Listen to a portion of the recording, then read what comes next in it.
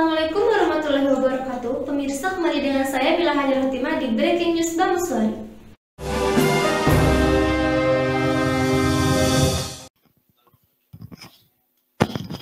Mau memastikan aja Pak, biar nggak simpang siur sekalian gitu ya, nanya soal lembaga gitu. Yang meminta penjelasan terkait pemberhentian Pak Endar. Nah, ini sekali lagi saya juga ingin menjelaskan terkait dengan pemberhentian dari Pak Endar. Ini keputusan kolektif kolegial dilakukan oleh 5 pimpinan pada rapat pimpinan. Jadi kalau selama ini di media beredar seolah-olah itu menjadi keputusan dari Pak Ketua, saya sampaikan di sini itu tidak benar. Saya ikut memutuskan karena saya ikut rapat, kan begitu. Jadi dan pemberhentian yang bersangkutan itu murni karena yang bersangkutan itu habis masa jabatannya dan itu sudah kami beritahukan sejak November tahun 2022 ya, supaya yang bersangkutan dilakukan pembinaan karir di Polri ya. Jadi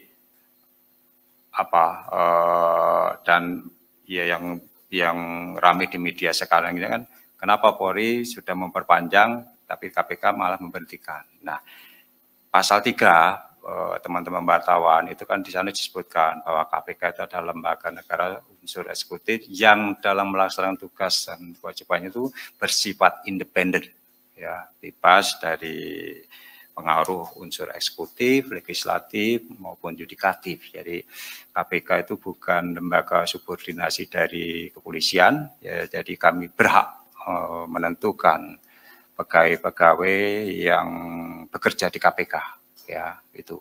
Jadi sebetulnya tidak harus 3 tahun habis, tapi kalau menurut kami pimpinan itu pegawai tersebut juga tidak perform gitu kan, kemudian diduga melakukan pelanggaran ya kita kembalikan, tidak harus menunggu habis. Dan beberapa sudah kami lakukan ya, pengembalian pegawai tanpa harus menunggu berakhirnya masa tugas itu.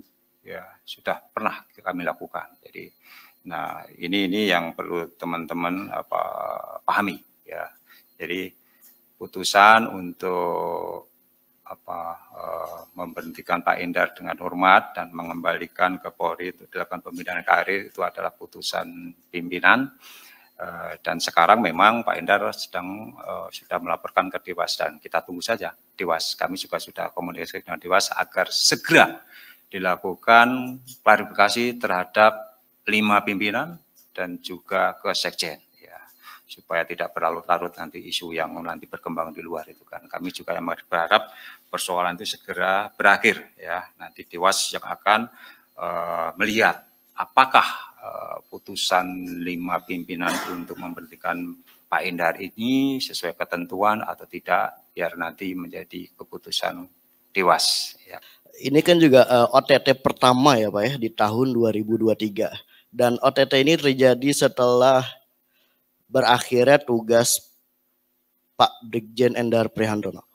Apakah ini membuktikan bahwa sejak awal tahun 2023 hingga 31 Maret ini karena publik mempertanyakan kinerja Pak Endar ini Pak. Jadi kan selama 3 bulan di awal tahun ini tidak ada OTT, tapi setelah beliau berakhir tugas terjadi OTT ini Pak.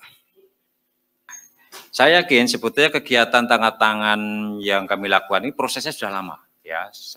Sprint lidiknya sendiri saya nggak tahu, tapi saya yakin ini lidiknya sudah lebih dari 1 bulan atau berapa bulan sprint lidiknya, tanggalnya yang tahu. Berarti apa? Proses lidiknya itu sudah sejak zamannya Pak Endar tentu saja. Tentu ini menjadi kontribusi yang bersangkutan ya di dalam proses tangkap tangan ini ya. Kita tidak menafikan peran serta Pak Endar di dalam kegiatan sehingga hasilnya bisa kita lakukan tangkap tangan pada kegiatan itu. Jadi tidak benar bahwa seolah-olah dengan yang bersangkutan itu sudah selesai di KPK kemudian kita tangkap tangan. Oh enggak, ini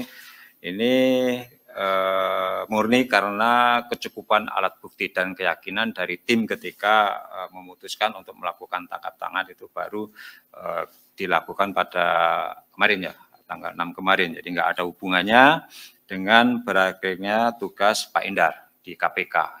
Jadi Itu memang betul ini OTT pertama dan ya ini makin lama kan orang juga makin tahu ya bagaimana KPK itu melakukan tangkap tangan ya. Kenapa?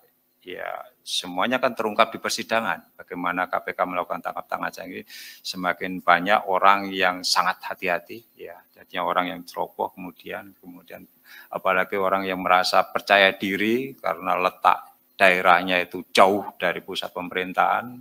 KPK hanya ada di Jakarta, jadi seolah-olah tidak mungkin KPK itu akan sampai terjun ke pelosok Nusantara ini, tetapi ternyata kan enggak. Sebelum ini kan KPK juga pernah melakukan OTT tangkap tangan di Kabupaten Banggai Laut ya, Banggai Laut. Wah, itu kan di Sulawesi Tengah itu jauh lagi, itu juga untuk mencapai daerah itu harus dengan kapal berapa 12 jam atau berapa itu kan. Tapi kan kita kan karena informasi masyarakat seperti itu, ada kegelisahan dari masyarakat dan para pejabat atau ASN yang bekerja di sana sudah tidak tahan lagi dengan perilaku dari kepala daerahnya, ya kita turun juga ya, kita akhirnya lakukan tangkap tangan. Dan ini ya ini juga untuk memberikan peringatan kepada para kepala daerahnya itu yang merasa bahwa kami tidak bisa atau kita abai terhadap kejadian-kejadian di